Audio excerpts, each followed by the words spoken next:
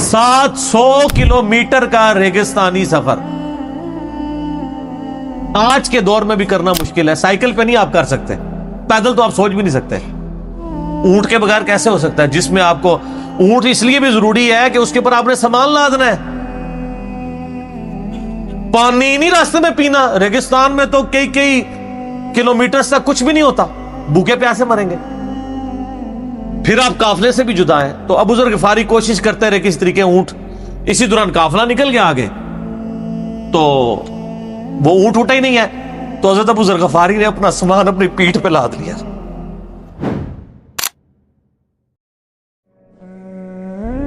سر ابو ذر غفاری رضی اللہ تعالیٰ عنہ کے تو حالات بیان کرنے کے لیے بڑا پتھر کا دل چاہیے. اتنے سوز و گداز والی زندگی ہے ان کی. ہاں, جامعہ ترمذی میں حدیث ہے, نبی صلی اللہ علیہ وآلہ وسلم نے ارشاد فرمایا کہ اس نیلی چھتری کے نیچے ابو ذر غفاری سے سچا انسان کوئی نہیں ہے. کون کہہ رہا ہے؟ نبی صلی اللہ علیہ وآلہ وسلم, جو خود صادق اور امین ہے.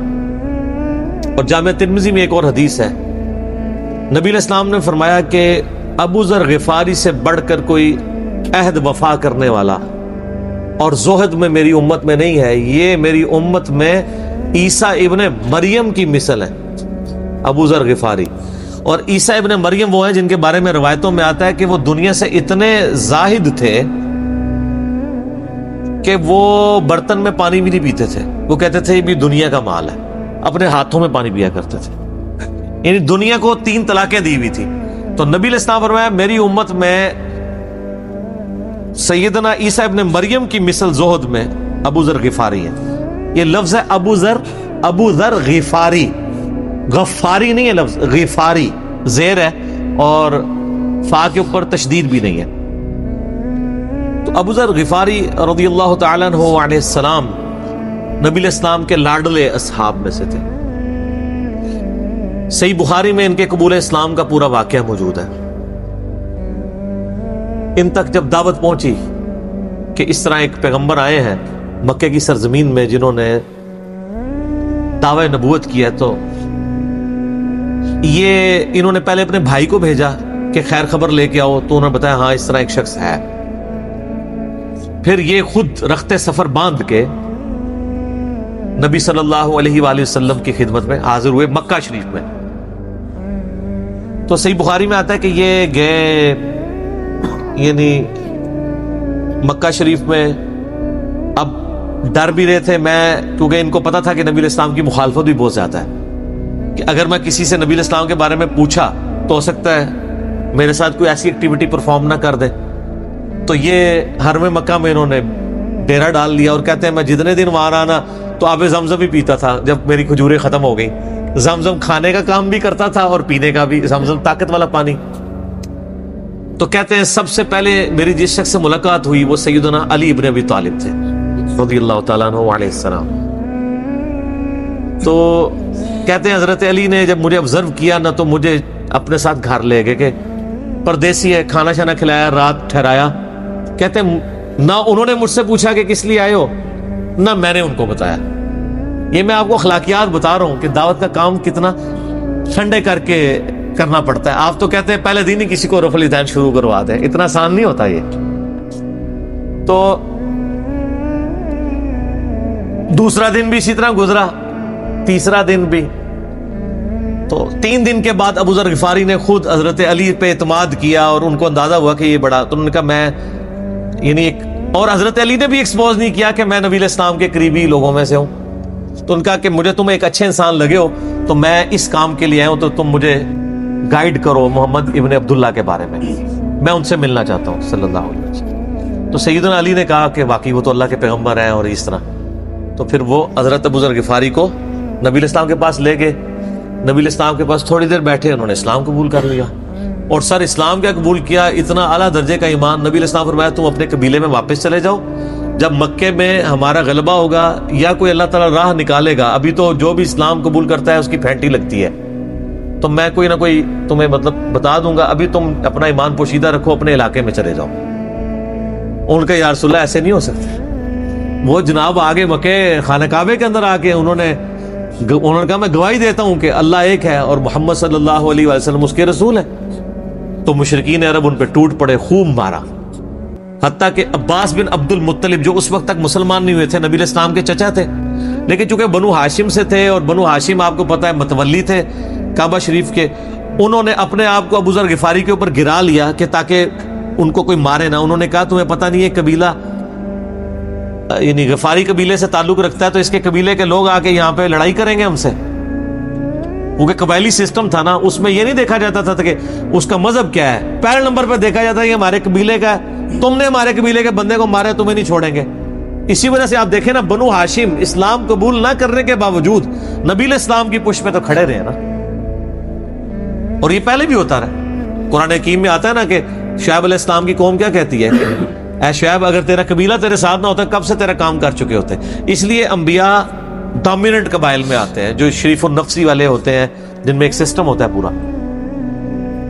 تو اور پھر جو ہے نا وہ اگلے دن پھر ابو ذر غفاری نے اس طرح کلمہ پڑھا، پھر ان کی پٹائی ہوئی، پھر حضرت عباس نے ان کو بچایا اور پھر وہاں سے یعنی وہ چلے گئے. یہ پوری حدیث صحیح بخاری میں ہے، اور بلکہ بخاری میں پورا ایک چیپٹر ہے ابو ذر غفاری کے اسلام لانے کا واقعہ. امام بخاری نے ابو ذر غفاری کا پروٹوکول یہ رکھا ہے کہ اسلام کا پورا چیپٹر بنایا ہے ابو ذر غفاری کے اسلام لانے کا واقعہ. باقی یہ درویش صفت آدمی تھے اور دنیا کو 3 طلاقیں دی ہوئی، اور وہ اس لیے کہ انہوں نے نبی علیہ السلام کو بڑا کلوزلی آبزرو کیا تھا. نبی علیہ السلام کی جتنی احادیث دنیا سے زہد اور دنیا پرستی کی مذمت پہ ہے نا، اکثر احادیث کے راوی ابو ذر غفاری ہیں. چونکہ انہوں نے نبی علیہ السلام کو بڑا کلوزلی آبزرو کیا ہوا تھا، تو اس لیے وہ صحابہ کرام پہ جب دنیا کے خزانے کھول دیے گئے، اور بعض اصحاب اور بعض تابعین میں انہوں نے جب دنیا کی محبت میں غلبہ اور عیاشی کا لیول دیکھا تو ان سے وہ برداشت نہیں ہوتا تھا. اور تو نبی علیہ السلام کی صحبت کی ہوئی تھی، وہ کہتے تھے یہ دیکھو یار ہم لوگ تو فاقے کرتے تھے اور ہمارا پیغمبر ہمیں یہاں تک تعلیمات دیتا تھا کہ اے اللہ محمد اور آل محمد کو بس اتنا ہی رزق دینا کہ روح اور جسم کا رشتہ برقرار رہے. میں بدل گئی کہ انہوں نے مال غنیمت لپیٹنے میں نبی علیہ السلام کی حکم عدولی کر دی، تو تاکہ بعد میں یہ معاملہ نہ ہو. تو آپ کا خطبہ بخاری مسلم دونوں میں ہے. آپ نے فرمایا کہ اور حضرت عقبہ ابن عامر کہتے ہیں میں نے آخری دفعہ نبی علیہ السلام کو ممبر پہ اسی دن دیکھا تھا. آپ نے فرمایا کہ میں اللہ کی قسم اپنے حوض کوثر کو اس وقت دیکھ رہا ہوں، اللہ نے دکھا دیا. اور آپ نے فرمایا کہ مجھے یہ خطرہ نہیں ہے کہ تم میرے بعد شرک کرنے لگو، لیکن مجھے ڈر ہے کہ تم دنیا کے مال میں پھنس جاؤ گے اور پھر تم ایک دوسرے کو قتل کرو گے جس طرح اگلی قوموں نے کیا، اور تم بھی تباہ و برباد کر دیے جاؤ گے جس طرح اگلے. اس سے زیادہ کیسے آپ ڈر سناتے؟ اب یہ ساری چیزیں موجود تھیں. آپ فرمایا مجھے خطرہ یہ ہے کہ دنیا کا مال تم پہ کھول دیا جائے گا، ان قریب کیسر و کسرا کے خزانے تمہارے پاس آ جائیں گے. جو بخاری مسلم میں آتا ہے نا کہ نبی علیہ السلام نے کہا کہ مجھے اللہ نے 2 خزانے عطا کر دیے، ٹھیک ہے، زمین کی خزانوں کی چابیاں، اور جس سے وہ بریلویوں نے کچھ اور ہی عقیدہ بنا لیا. اس میں موجود ہے کہ کیسر و کسرا کے خزانے، یعنی آپ کو بتایا گیا کہ رومن اور پرشین امپائر جو ہے مسلمان فتح کر لیں گے یرموک اور قادسیہ کے اندر، اور مسلمانوں کے پاس وہ دولتیں آ جائیں گی. پھر آہستہ آہستہ وہ بھی اسی یعنی دنیا کی محبت کا شکار ہو جائیں گے. اب یہ ساری باتیں حضرت ابو ذر غفاری کے سامنے تھی. حتیٰ کہ صحیح بخاری میں آتا ہے کہ ابو ذر غفاری کہتے ہیں مجھے دن یاد ہے کہ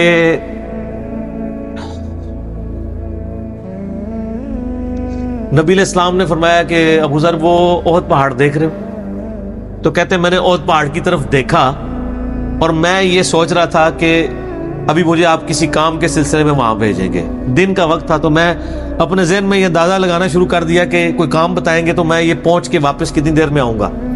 لیکن آپ نے یہ بات نہیں کرنی تھی. آپ نے فرمایا کہ اگر یہ سارا پہاڑ جو کئی کلومیٹرز پہ پھیلا ہوا ہے، آج بھی وہ پہاڑ موجود ہے مدینہ شریف میں، مسجد نبوی سے بھی نظر آتا ہے، اور جو شہدائے احد کا قبرستان ہے اس کی بالکل بیک سائیڈ پہ کئی کلومیٹرز پہ پھیلا ہوا، اگر یہ سارا سونے کا ہو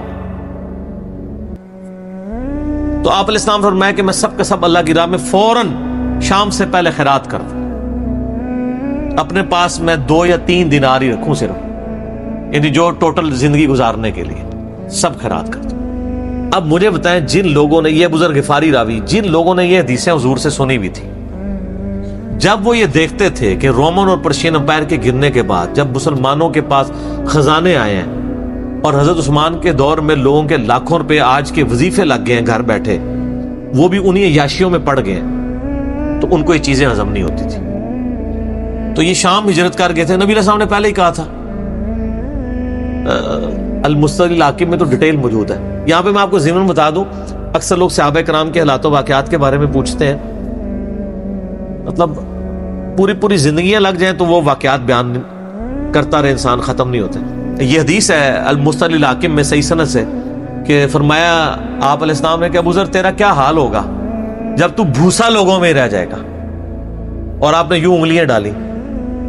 اور ابو ذر غفاری کا انتقال 32 ہجری میں ہوا ہے, حضرت عثمان کے دور میں. یہ بات عبداللہ بن عمر بن عاص کے بارے میں نہیں کہی تھی؟ وہ بھی ہے, وہ تو صحیح بخاری میں ہے. عبداللہ بن عمر بن عاص کو نبی علیہ السلام نے فرمایا تھا کہ تو بھوسا لوگوں میں رہ جائے گا.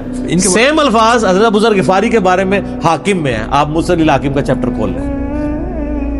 وہ تو یزید کے دور تک گئے تھے نا, یہ حضرت عثمان غنی کے دور میں فوت ہوئے. انہیں حضرت عثمان غنی برے نہیں تھے نعوذ باللہ, یعنی ان کے دور میں عیاشی کا لیول لوگوں کا یہ ہو گیا تھا. تو یہ یعنی اس میں پھر حدیث میں الفاظ ہیں نبی علیہ السلام سے, پھر انہوں نے کہا یا رسول اللہ میں کیا کروں, تلوار اٹھا لوں؟ آپ فرمایا صبر کرنا اور اپنی زبان سے تم حق بات کی تلقین کرتے رہنا, پھر آپ کو حاکم میں ملے گا. نبی علیہ السلام فرمایا کہ ان قریب تمہیں مدینے سے نکال دیا جائے گا, شام چلے جاؤ گے وہاں سے بھی نکال دیا جائے گا. اور سارے ایک بڑی دردناک حدیث ابو ذر غفاری کے بارے میں, وہ حاکم میں ہی ہے, المستدل الحاکم میں. ہاں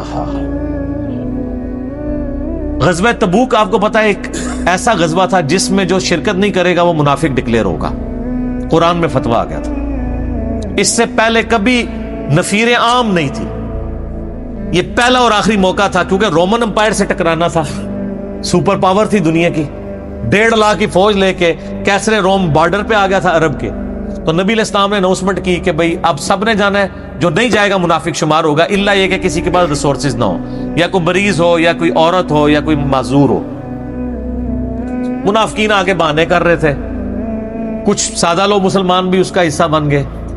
بخاری مسلم میں 3 اصحاب کی توبہ کا واقعہ بھی موجود ہے, وہ بھی میری ویڈیو ریکارڈڈ ہے. تو کعب بن مالک کی رضی اللہ تعالیٰ عنہ علیہ السلام, کچھ لوگ جو ہے وہ یعنی اپنے ان معاملات کی وجہ سے کچھ پیچھے بھی رہ گئے. تو المستدل الحاکم میں آتا ہے کہ صحابہ کرام کہتے ہیں کہ ہم نبی علیہ السلام کے ساتھ سفر پہ نکلے نا جب, تو نبی علیہ السلام کو آگے کوئی بتاتا تھا, کہتا تھا یا رسول اللہ وہ جو فلاں بندہ تھا نا وہ بھی کوئی نہیں آیا, پیچھے رہ گئے. تو آپ علیہ السلام پرواہ نہیں کرتے تھے. پھر بتایا گیا یا رسول اللہ وہ بھی کوئی نہیں, یعنی جڑے نعرے مارتے سن اونچے اونچے, جدو ایسے کسی نے دسایا جائے گا سر وہ تو پکا جڑا یار ہے بیلی وہ بھی کوئی نہیں جائے, تو حضور علیہ السلام کو لوگ نا فیڈ بیک دیتے یا رسول اللہ وہ بھی غائب ہے, وہ بھی نہیں آیا. اب 30,000 کے لشکر میں آپ نے کوئی ریکارڈ تو نہیں رکھا تھا, رجسٹر تھا, لیکن کدھر 30,000 بندوں میں کدھر کوئی رکھ سکتا ہے صاحب اس طرح, یا رسول اللہ وہ بھی رہ گیا, وہ بھی. تو حضور علیہ السلام کہتے ٹھیک, آپ فرماتے تھے اللہ چاہے گا تو آ جائے گا, نہیں آئے گا تو نہیں آئے. تو کسی نے کہا کہ وہ ابو ذر غفاری بھی پیچھے رہ گئے.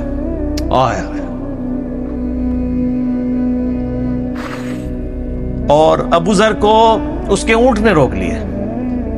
اونٹ ہی نہیں اٹھ رہا تھا نا سر, وہ آپ کو گاڑی تو نہیں ہے نا جو سٹارٹ کر لیں گے آپ, اونٹ چلنے سے انکار کر دے, کوئی کر سکتا ہے. اور سر سفر کتنا ہے, 700 کلومیٹر, 700 کلومیٹر کا ریگستانی سفر آج کے دور میں بھی کرنا مشکل ہے. سائیکل پہ نہیں آپ کر سکتے, پیدل تو آپ سوچ بھی نہیں سکتے. اونٹ کے بغیر کیسے ہو سکتا ہے, جس میں آپ کو اونٹ اس لیے بھی ضروری ہے کہ اس کے اوپر آپ نے سامان لادنا ہے.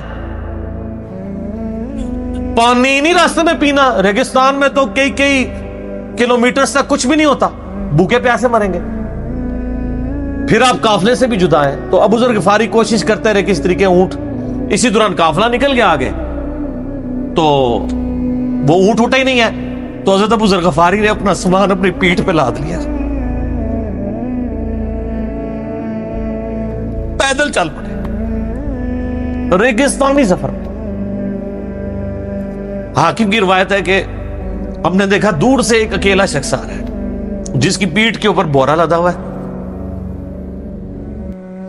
تو نبی علیہ السلام کی آپ محبت دیکھیں, آپ نے فرمایا کہ تو ابو ذر ہو جا, یعنی جو آنے والا شخص ہے تو ابو ذر ہو. یعنی حضور نے خواہش کا اظہار کیا. آپ کو نظر تو نہیں آ رہا تھا یہ کون آ رہا ہے؟ آپ کی محبت، آپ کو پتا تھا بزرگ غفار ہی نہیں رہ سکتا پیچھے. تو صحابہ کہتے ہیں آپ نے بتایا تو ابو ذر ہو جا. تو صحابہ کہتے ہیں تھوڑی دیر بعد جب وہ قریب آئے تو ہم نے پہچان لیا ابو ذر غفاری ہیں. تو جب ہم نے پہچان لیا نا تو حضور علیہ السلام نے ان کے پہنچنے سے پہلے آپ نے فرمایا ابو ذر کو دیکھو اکیلا آ رہا ہے،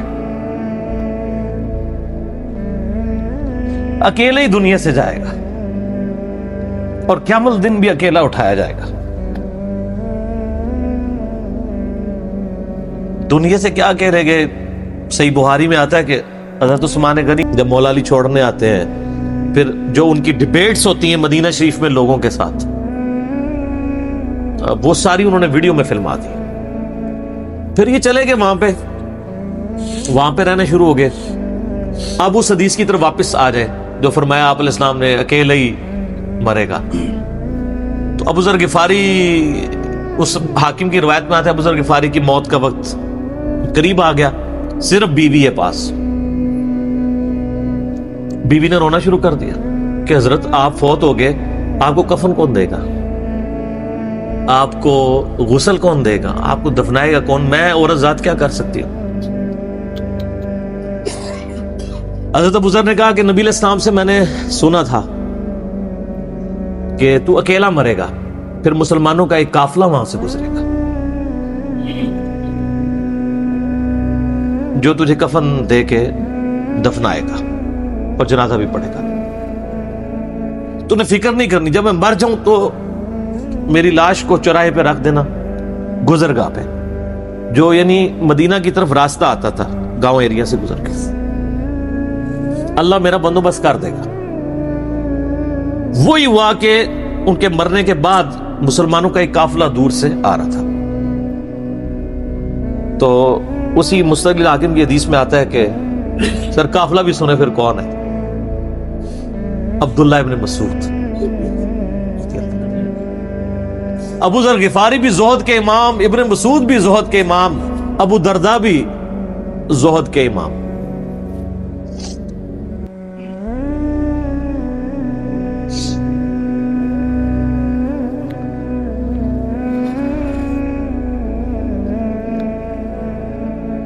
ابن مسعود رضی اللہ تعالیٰ عنہ جب وہاں پہ رکے، ان کو تو نہیں پتا تھا یہ کون ہے.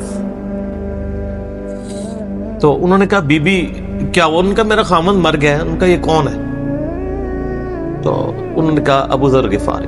عبداللہ ابن مسعود کی چیخ نکل گئی، چیخ ماری انہوں نے. ان کا واہ، اللہ کے نبی نے فرمایا تھا کہ ابو ذر اکیلا آ رہا ہے، تبوک کے موقع پہ دنیا سے بھی اکیلا جائے گا اور قیامت الدن بھی اکیلا اٹھایا جائے گا. یعنی اب اسی سرزمین سے ہی اس نے اٹھنا ہے نا، ہر بندے نے اپنی قبر سے اٹھنا ہے. یعنی وہ مسلمانوں کے قبرستان میں بھی دفن نہیں. ایک یہ جو مزار کی رٹ لگائے پھرتے ہیں، میں ان سے پوچھتا ہوں تمہارے بابوں کی کیا اوقات ہے؟ ابو ذر غفاری کا مزار دکھاؤ کدھر ہے.